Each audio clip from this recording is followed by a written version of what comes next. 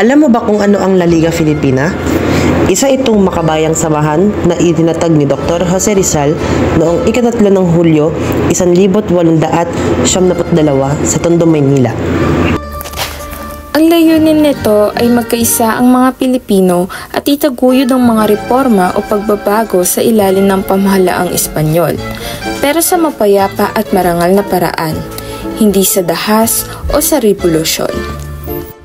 Ang La Liga Filipina ay nagtataglay ng diwa ng pagmamahal sa bayan, pagkakaisa at malasakit sa kapwa. Noong panahon ni Rizal, maraming Pilipino ang nakaranas ng pang-aapi, kawalan ng karapatan at diskriminasyon mula sa Espanyol.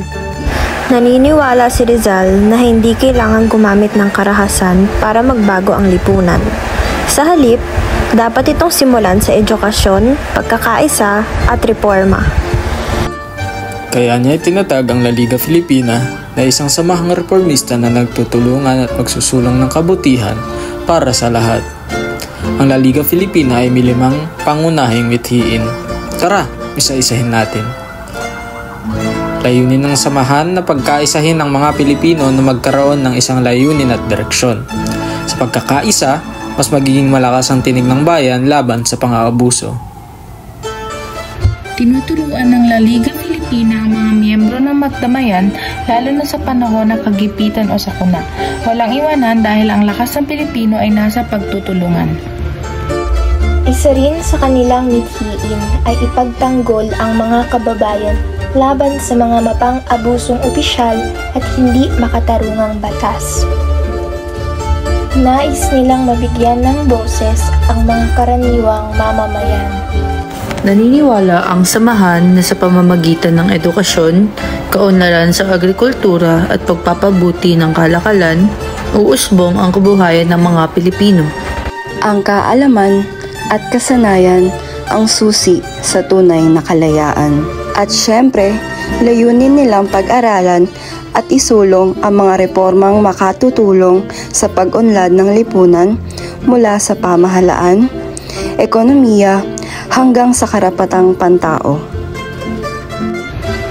Bagamat maikli lang ang itinagal ng La Liga Filipina dahil agad na inaresto at pinatapon si Rizal sa dapitan, ang kanyang itinatag na samahan ay naging inspirasyon ng iba pang makabayang grupo tulad ng Katipunan. Ang mga aral ng La Liga Filipina ay nananatili.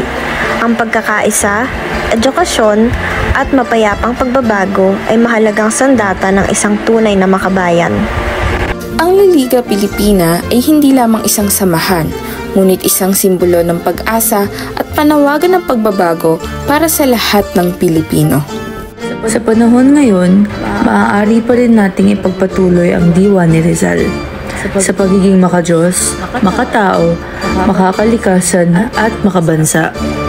Kami ang pangkat-4 at ito ang iyong Kasaysayan Minute, La Liga Filipina, samahan para sa pagkakaisa at pagbabago.